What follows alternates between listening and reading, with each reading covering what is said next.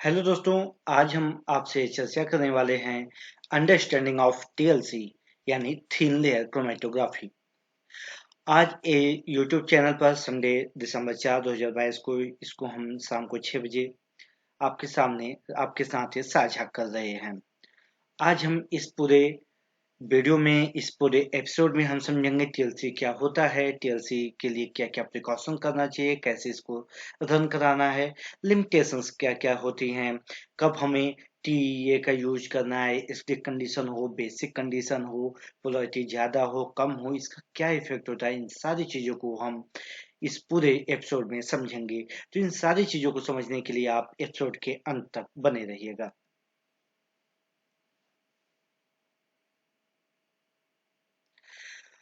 TLC TLC में अगर हम बेसिक कंस्ट्रक्शन की बात करें तो टीएलसी में तीन चीजें होती हैं।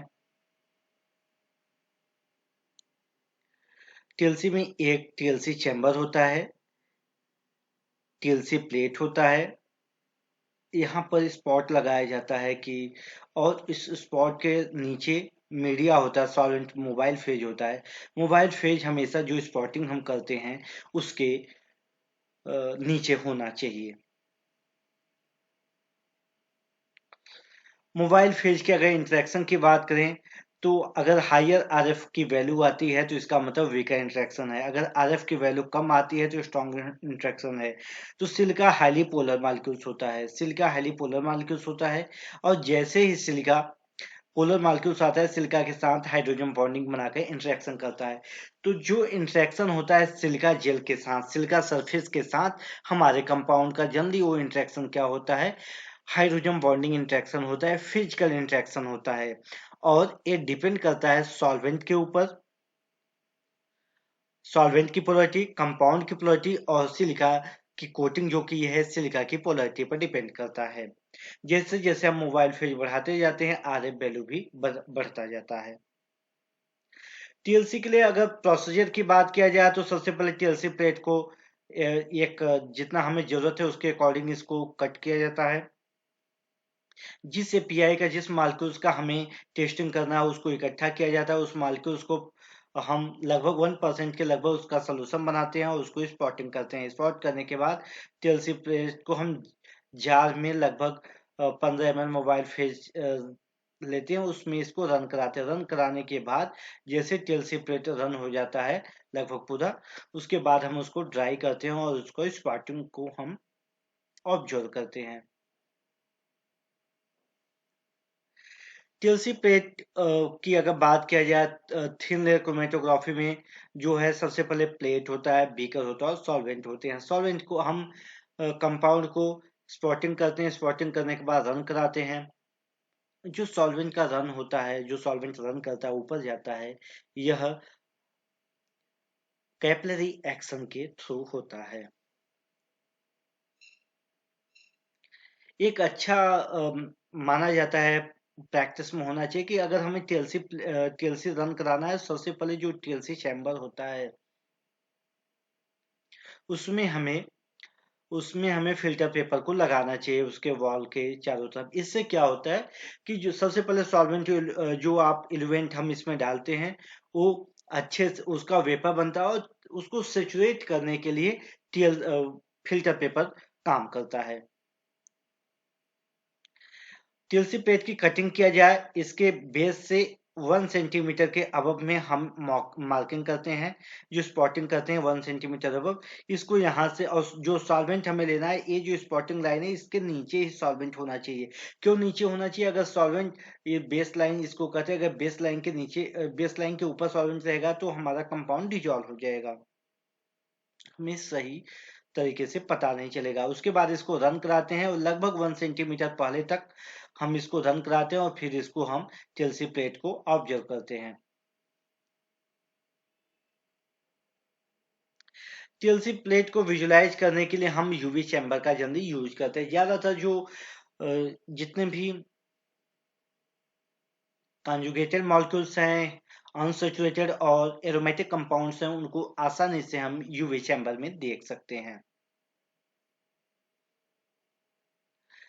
अभी एब्जॉर्बेंट के रूप में क्या क्या यूज होता है? सिलिका जेल का, एल्यूमिना का और सेलुलोज का यूज किया जाता है। सिलिका जेल का use alkaloids, fatty acids, glycosides, lipid, nucleosides, protein, pesticide, vitamin के लिए किया जाता है। एल्यूमिना का यूज जनरली बेसिक के लिए किया जाता है। इसका एल्कोलाइड्स, एलिफेटिक कंपाउंड, एरोमेटिक और स्टेरॉइड्स के लिए किया जाता है। सेलुलोज का भी यूज किया जाता है। सेलुलोज में क्या होता है? पॉजिटिवली चार्ज एसिडिक या न्यूट्रल मॉलिक्यूल्स को लिया जाता है और इसलिए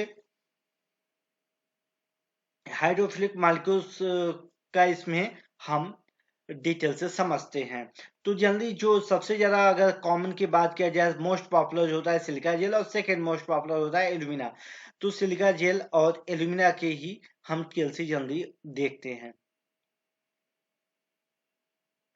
इंडिकेटर के रूप में, इंडिकेटर और बाइंडर के रूप में, तो जो हम यूवी में रखते हैं तो यूवी लाइट जाती है तो जो चमकता हुआ दिखाई देता है ग्रीन कलर का पूरे टीएलसी प्लेट पे, वो क्या होता है? जनरली उसमें जिंक सिलिकेट होता है जो 254 जिंक सल्फेट या जेडएनएस का भी यूज किया जाता है। 254 नैनोमीटर पर वो हमें चमकता हुआ दिखाई देता है ग्रीन कलर का। और कुछ स्पेशल फ्लोरोसेंट पिगमेंट उसमें मिलाए जाते हैं कलर के लिए, जो लॉन्ग वेव पर यानी लगभग 366 नैनोमीटर पर हमें दिखाई देते हैं। बाइंडर के रूप में इसमें पॉलीमरिक प्रोडक्ट का यूज किया जाता है। पॉलीमरिक प्रोडक्ट का यूज करने से क्या होता है कि सिलिका जेल बाइंड अच्छे से होता है। कुछ बाइंडर ग्रुप में पहले जिप्सम का यूज किया जाता था। जिप्सम का यूज किया जाता तो उस टीएलसी प्लेट के बॉक्स पर जी लिखा होता था। बाइंडर के रूप में देखो, यहाँ पर मैंने बताया कि पॉलीमरिक ऑर्गेनिक बाइंडर,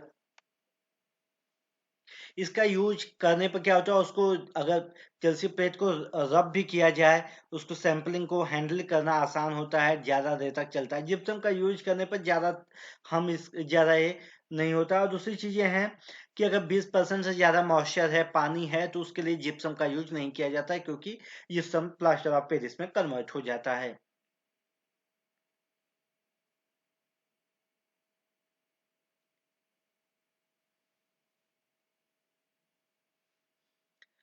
एल्यूमिना या सिलिका के लिए सॉलिड सपोर्ट के रूप में एल्यूमिनियम फॉयल का यूज किया जाता है। क्यों यूज किया जाता है? क्योंकि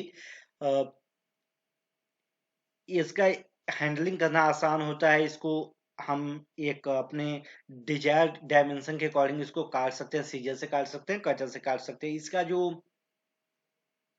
थिकनेस होता है 0.15 होता है, यानी कि कम से कम जगह ये एक्वायर करता है। लाइट वेट होता है, सॉल्वेंट रेजिस्टेंट होता है और इसका स्ट्रॉन्ग एडजॉर्बेंट लेयर अडहेयर होता है, गुड हीट स्टेबिलिटी होती है और इसको आसानी से लैब नोटबुक में भी रखा जा सकता है।